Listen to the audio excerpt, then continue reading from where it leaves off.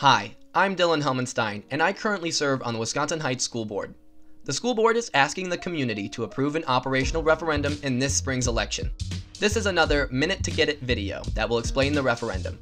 This video will take a minute to explain the financial aid Wisconsin Heights gets from the state, a minute on how our aid compares to other districts in the area, and a minute on the net tax impact of this referendum. In the prior video, I talked about how revenue limits and low state aid make operational referenda necessary for our district. I covered the revenue limits in depth, but what about state aid? State aid is the term used to explain how much money the state sends to a district to support its annual operations. The level of state aid that a district receives is determined by the state through a formula. In the simplest terms, the formula is this. Add up all the value of the properties in the district and divide that total valuation by the number of students who attend school at that district. This gives a valuation per student. The higher the valuation per student, the lower the state aid a district receives. Wisconsin Heights is a rural school district in Dane County, and that means that we have a smaller student population, but that the land in the district is very valuable. Together, that makes our state aid quite small. Depending on what costs you count, Wisconsin Heights gets between 14 to 20% of our budget covered by the state. And in our region, that is unusually low.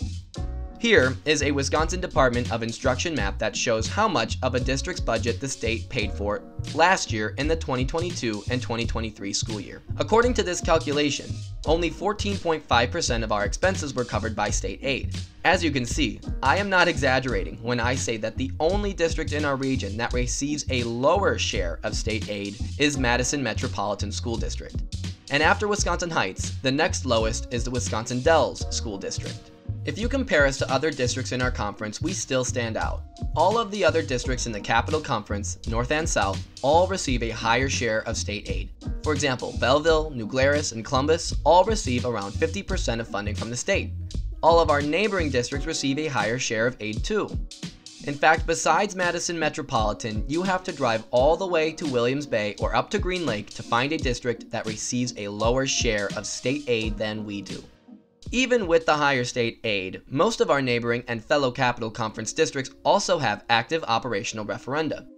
Out of all of those districts, everyone has an operating referendum except for 4: Barneveld, Lake Mills, Columbus, and Sauk Prairie. However, Barneveld is asking for an operational referendum this year too, and Lake Mills asked for one in 2022, but it failed. So only Columbus and Sauk Prairie have no operational referendum and have not recently asked for one. However, it is important to note that all 4 of those districts have state aid shares that are much higher than Heights. If our referendum failed, Wisconsin Heights would enter an impossible situation where we would get state aid as if we were a big city like Madison and would get no support from a referendum as if we were a growing city like Sauk Prairie.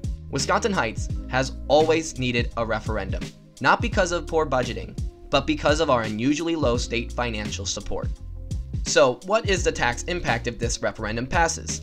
The district's financial advisors and business professionals expect the mill rate to rise to $10.30 next year if the referendum passes. The mill rate is the amount of property tax the district collects from property owners per $1,000 of assessed valuation to fund its budget. A $10.30 mill rate is much lower than the school's mill rate in recent years. However, it is an increase in 9 cents compared to last year. Therefore, the expected net impact of the referendum is for property owners in the district to pay 9 more cents per $1,000 of assessed valuation. So let's make that into more real-world numbers. If the referendum passes, the school district taxes will increase around $9 for every $100,000 in assessed property value. Here, you can see a chart that displays a general expectation for the increase. For example, if your property has a total assessed value of $400,000, land and home assessment added together, then you should expect to pay about $36 more next year for school taxes than what was just charged for 2023's taxes. The district can only speak to school taxes. Your overall tax bill may change more due to actions by municipalities, counties, and the state. So to be clear, that is $36 more each year for every year of the referendum.